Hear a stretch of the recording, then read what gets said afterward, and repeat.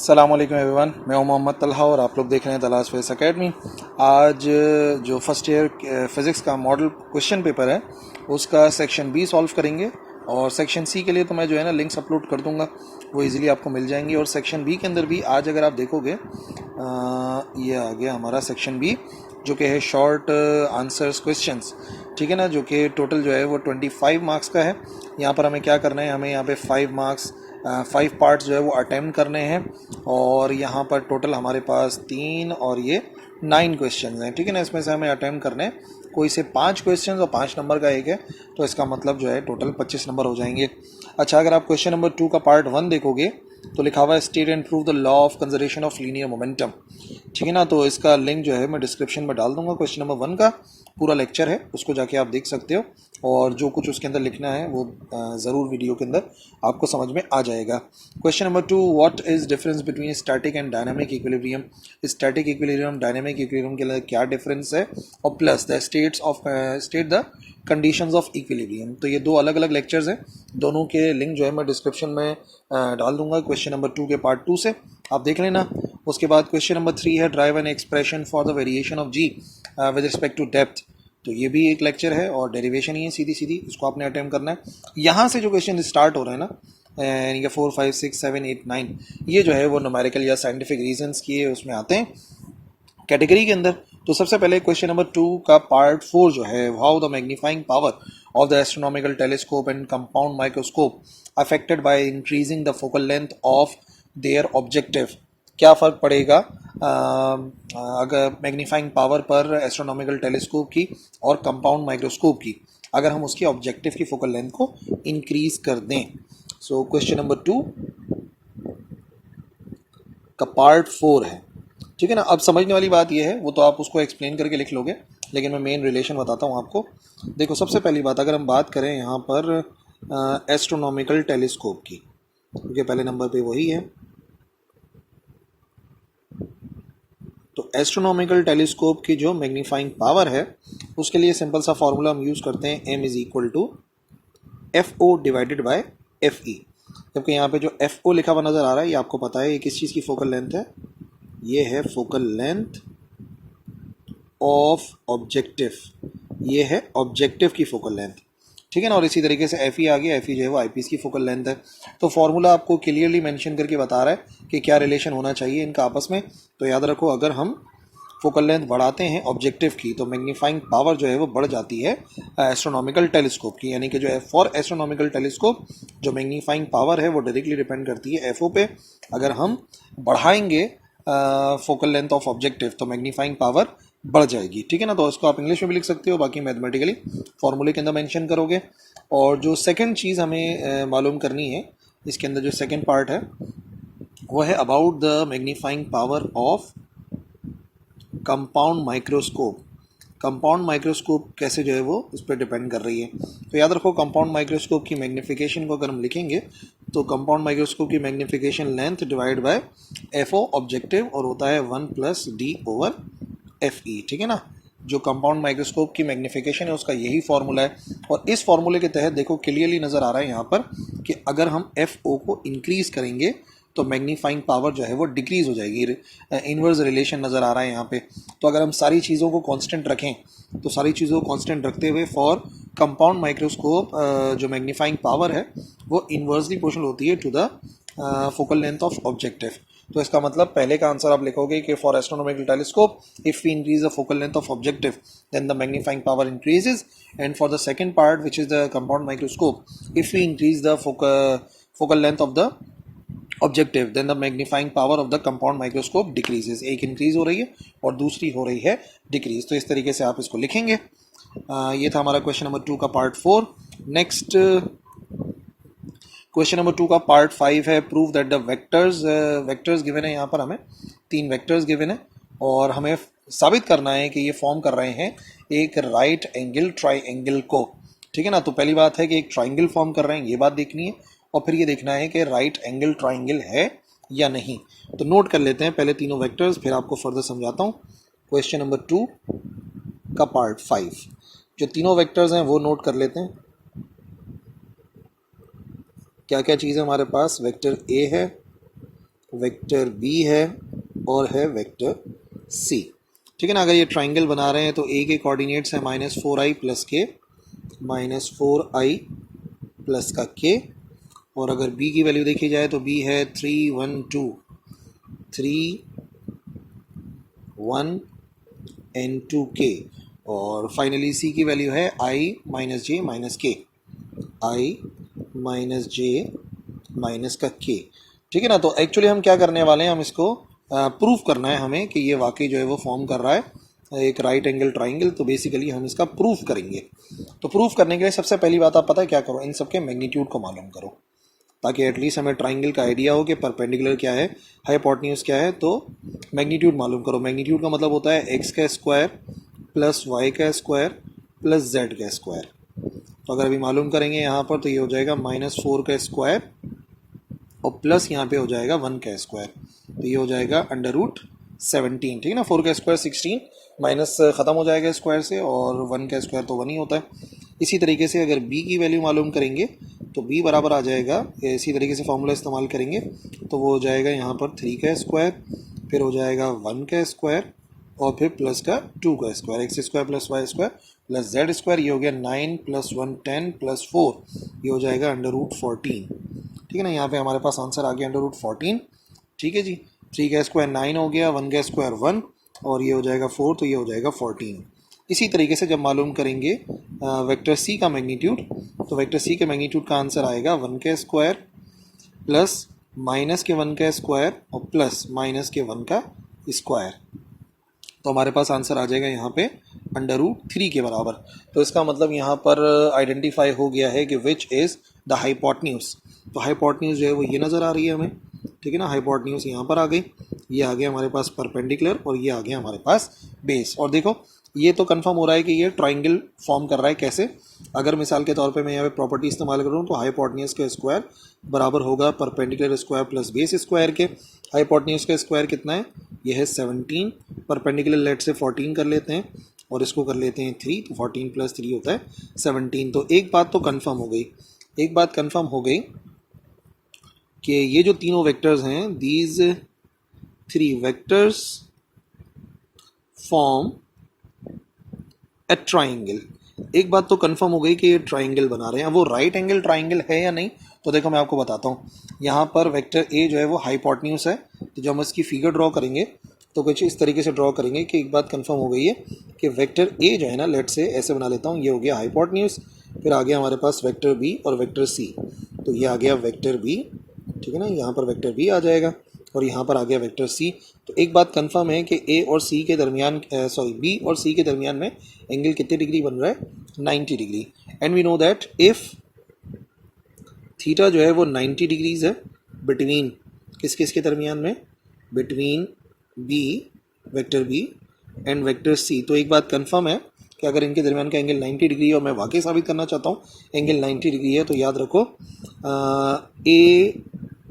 बार बार ये लिख रहा हूँ, B.C बराबर होना चाहिए 0 के। दो ऐसे वेक्टर्स जिनके दरमियान में एंगल 90 डिग्री बनता है तो उनका जो डॉट प्रोडक्ट है वो बराबर होता है 0 के। तो हम वेक्टर बी और सी का डॉट प्रोडक्ट मालूम करेंगे। अगर वो आ गया बराबर 0 के तो बात यह है कि साबित हो जाएगा कि हमने क्वेश्चन को सही सॉल्व किया है। तो ठीक है, स्टार्ट करते हैं प्रूफ करने से। ऐसे कि लेट से हम मालूम करना चाह रहे हैं B.C। तो वेक्टर बी के कोऑर्डिनेट्स हैं 3 1 2 3i प्लस का j प्लस का 2k, और इसका डॉट प्रोडक्ट मालूम करना है c से, और c है i माइनस j माइनस का k। अगर इनका डॉट प्रोडक्ट 0 आता है तो डॉट प्रोडक्ट का सिंपल सा मेथड क्या था? i वाली वैल्यू से मल्टीप्लाई होती है। तो 3 मल्टीप्लाई होगा 1 से, ये आ गया 3 × 1, और फिर j वाली वैल्यू मल्टीप्लाई होती है j वाली वैल्यू से, तो ये हो जाएगा 1 × माइनस का 1, और प्लस जो k वाली वैल्यू है वो मल्टीप्लाई होती है k वाली वैल्यू के साथ, और k वाली वैल्यू का मतलब हो गया 2 मल्टीप्लाई होगा माइनस के 1 के साथ, तो ये हो जाएगा 3 1 3 माइनस का 1, और यहाँ पे 2 1 2 माइनस का 2, तो ये कितना हो जाएगा 3 - 1, ये हो गया 2 - 2 = 0। B.C बराबर आ गया 0 के। तो याद रखो, since the dot product between B and C is equal to 0, therefore b जो है वो किसके परपेंडिकुलर है, वो सी के परपेंडिकुलर है। सो जो ट्राइंगल है ए बी सी वो है is a right angle triangle, ठीक है ना, वो राइट एंगल ट्राइंगल है क्योंकि उसका एक एंगल बराबर आ रहा है 90 डिग्रीज के। तो इस तरीके से प्रूव हो जाएगा, छोटा सा क्वेश्चन।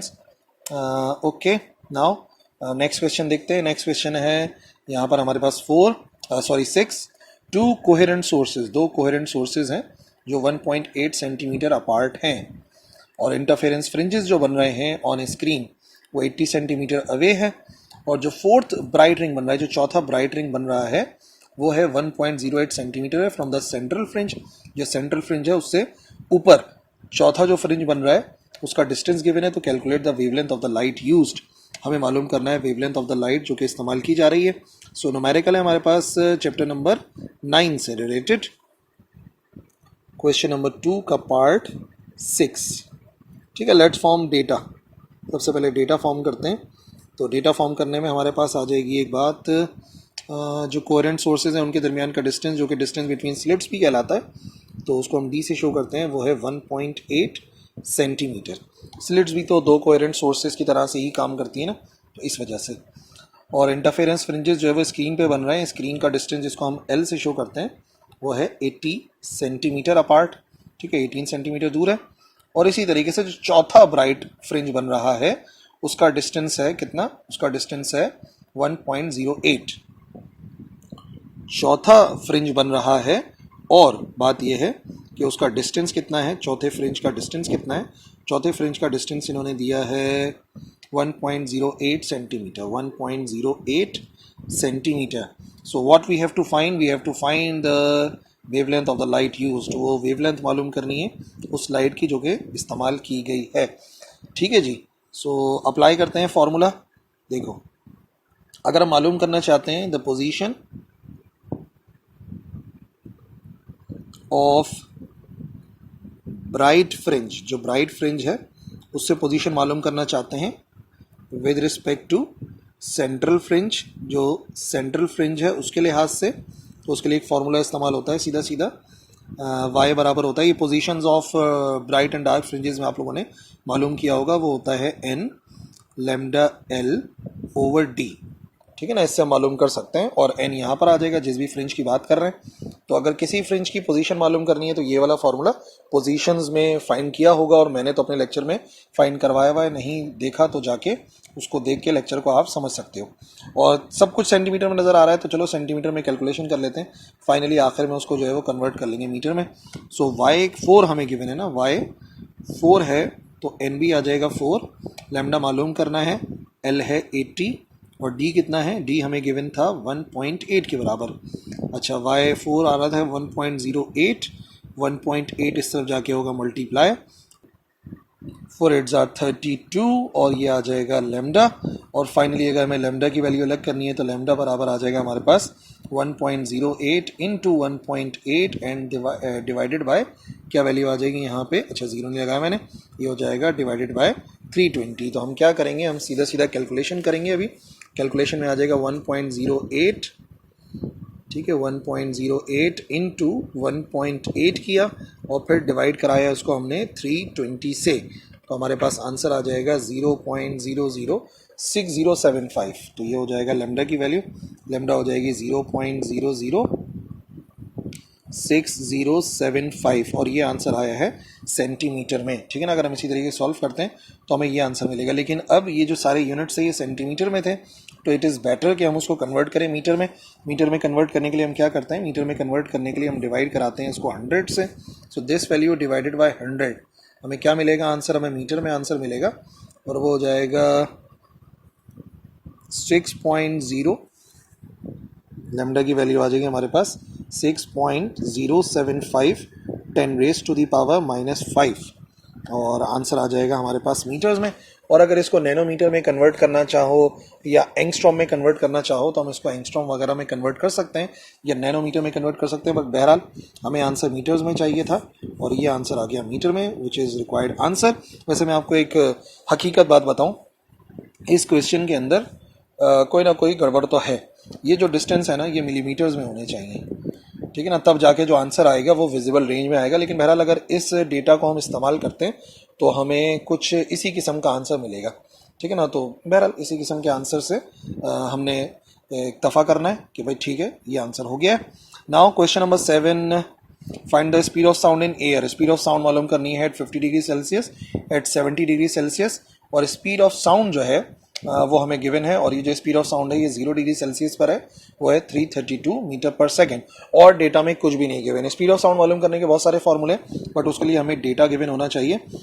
गिवन डेटा के मुताबिक एक तरीक़ेकार है, उसी को हम यूज़ करेंगे। क्वेश्चन नंबर 2 का पार्ट 7।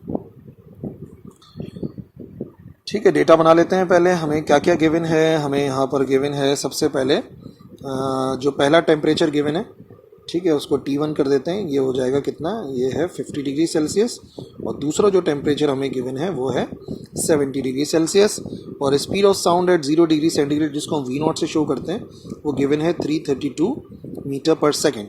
और what we have to find, हमें क्या फाइंड करना है, हमें फाइंड करना है speed of sound at 50 degree Celsius. T1 भी लिख सकते हैं या V50 भी लिख सकते हैं, और स्पीड ऑफ साउंड मालूम करनी है एट 70 डिग्री सेल्सियस, इसको हम VT2 भी लिख सकते हैं। ओके, अब फार्मूला, मोस्ट सिंप्लीफाइड फार्मूला जो है, अगर हमें स्पीड ऑफ साउंड पता हो एट 0 डिग्री सेल्सियस और हमें एट पर्टिकुलर टेम्परेचर मालूम करना हो, तो याद रखो the speed of sound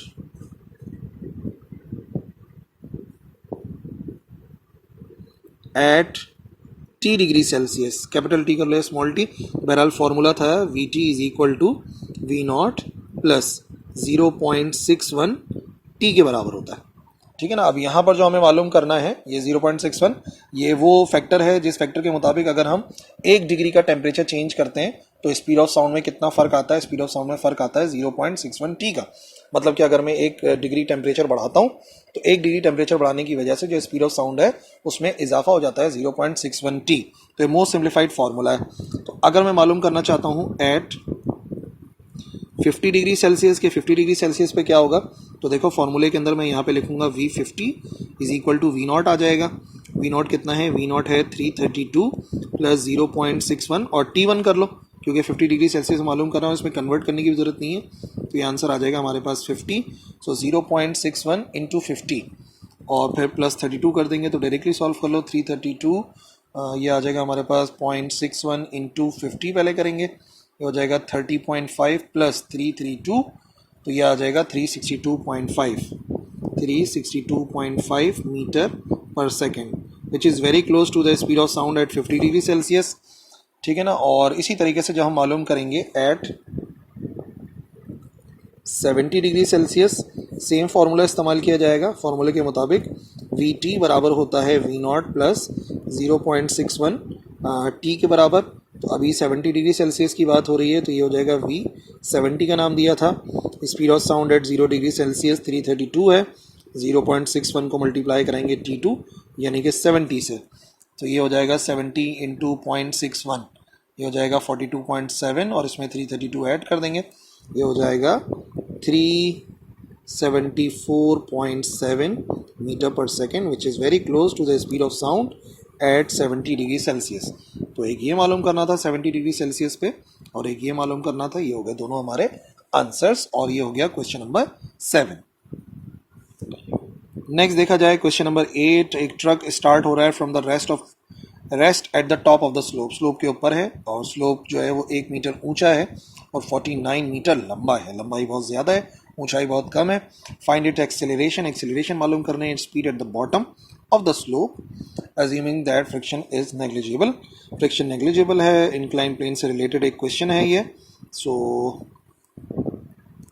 question number 2 का पार्ट 8, ठीक है ना, 8 ही था ना, yes, it's question number 2 part 8। Truck कहाँ से स्टार्ट हुआ है? ट्रक स्टार्ट हुआ है रेस्ट से, सो एट 0, ठीक है। फिर हाइट कितनी है? हाइट है 1 मीटर, और लेंथ कितनी है? लेंथ है उसकी 49 मीटर, ठीक है जी। और कुछ गिवन है? और गिवन ये है कि एक्सेलरेशन मालूम करनी है, ए मालूम करना है acceleration, and speed at the bottom VF मालूम करना है। तो कुछ इस किस्म का है कि लंबाई बहुत ज़्यादा है, ऊंचाई बहुत कम है, तो इस तरीके का कर लेते हैं कुछ, ठीक है ना, अभी भी उतना तो नहीं है बहरहाल, लेकिन समझाने के लिए ठीक है। इस तरीके का एक स्लोप है और यहाँ से हमारा ट्रक स्टार्ट हो रहा है। ठीक है, ट्रक नहीं बना रहा, बस एक ऑब्जेक्ट बना रहा हूँ, समझ जाना, दिस इज ट्रक। ओके, सो यहाँ पे रुका हुआ है। वी आई किसके बराबर है? वी आई जो है वो यहाँ पे बराबर है 0 के। अब ये क्या करेगा, ये यहाँ पे नीचे ट्रैवल करेगा, तो एक वक्त आएगा यहाँ तक पहुँचेगा। तो सवाल ये है कि कितने एक्सेलरेशन के साथ नीचे आएगा, और प्लस जब यहाँ पर आएगा तो वी एफ कितना होगा ये मालूम करना है। जबकि डेटा के मुताबिक ये जो है ये 49 मीटर्स के बराबर है जो इसकी लंबाई है, और ये जो हाइट है एक्चुअली जिसको हमने इसको एल से शो किया था, और जो हाइट है वो बराबर है 1 मीटर के, और यकीनन कोई ना कोई एंगल बन रहा होगा तो वो बराबर होता है थीटा के। ठीक है ना, आई होप ये फिगर समझ में आ गई होगी। स्टार्ट करते हैं। तो हमें फॉर्मूला तो पता ही है, इंक्लाइन प्लेन व्हेन फ्रिक्शन क्या हो, नेग्लिजिबल हो, when friction is negligible. Friction negligible हो तो एक्सेलरेशन बराबर होती है जी साइन थीटा के। ठीक है, अब थीटा तो है नहीं, लेकिन हाँ हमें साइन थीटा का फॉर्मूला तो पता है ना, परपेंडिकुलर अपॉन हाइपोटेन्यूज होता है। सो जी बराबर आ जाएगा साइन थीटा की जगह पे हम क्या लिख सकते हैं, परपेंडिकुलर थीटा की सामने वाली साइड एच ओवर हाइपोटेन्यूज। ठीक है ना, और यहाँ पे क्या हो जाएगा, जो लेंथ हमें गिवन है, सॉरी मैंने नीचे लिख दिया 49, लेंथ 49 है, तो लेंथ जो है वो यहाँ से लेके यहाँ तक की लेंथ है, l is equal to 49 metres हो जाएगा। मैंने नीचे लिख दी थी गलती से, लंबाई जो है वो इतनी है और ऊंचाई जो है वो इतनी है, तो ये हो जाएगा परपेंडिकुलर एच के बराबर है, और हाइपोटेन्यूज जो कि 90 डिग्री के सामने होता है वो एल के बराबर है, तो ये आ जाएगा एच ओवर एल। ठीक है ना, साइन थीटा किसके बराबर होता है, साइन थीटा होता है परपेंडिकुलर अपॉन हाइपोटेन्यूज, परपेंडिकुलर यानी कि थीटा के सामने वाली साइड, और हाइपोटेन्यूज होता है 90 डिग्री के सामने वाली साइड। थीटा के सामने वाली साइड हाइट है तो एच लिख दिया, और 90 डिग्री के ऊपर वाली हाइट जो है वो लेंथ के बराबर है जो कि 49 है। तो अगर इसको सिंप्लीफाई करेंगे तो ये हो जाएगा 9.8 इंटू एच, एच था 1 और डिवाइड कराना है हमने इसको 49 से, तो ये हो जाएगा कितना, 9.8 divided by 49, this is 0.2। So acceleration का आंसर है 0.2 मीटर पर सेकेंड स्क्वायर। ये तो आ गया एक्सेलरेशन, और अब हम स्पीड मालूम कर सकते हैं। कौन सी इक्वेशन मोशन सही रहेगी, फॉर वी एफ, वी आई पता है, एक्सेलरेशन पता है, थर्ड इक्वेशन मोशन बेस्ट है। तो थर्ड इक्वेशन मोशन होता है 2as बराबर होता है वी एफ का स्क्वायर माइनस वी आई का स्क्वायर।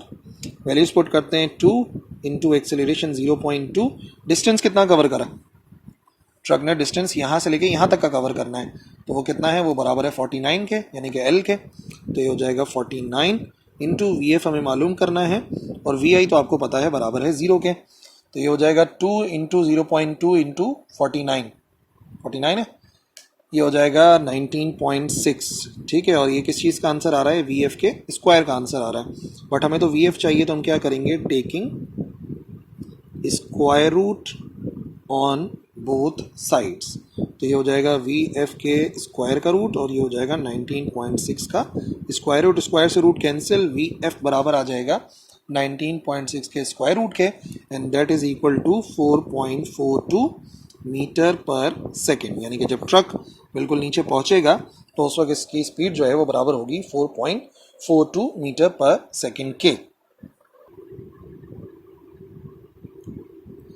एंड लास्ट क्वेश्चन जो कि हमारी बुक का ही क्वेश्चन है, लेकिन चलो उसको सॉल्व करवा देता हूं मैं। क्वेश्चन नंबर 9, एक ड्राइवर ने छलांग लगाई, लीप किया from a tower with an initial horizontal velocity component of 7 metre पर second, horizontal velocity component 7 metre पर सेकेंड है, और अपवर्ड वेलोसिटी कंपोनेंट जो है वो 3 मीटर पर सेकेंड है।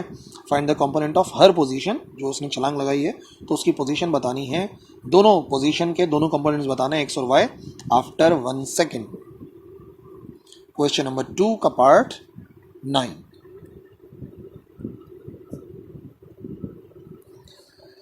ठीक है जी, तो समझ लेते हैं। पहले हुआ ये कि एक टावर था, ठीक है, यहाँ पर एक टावर है, उस टावर से एक डाइवर है, उसने छलांग लगाई, ठीक है ना, लड़की ने, एक डाइवर ने यहाँ से छलांग लगाई।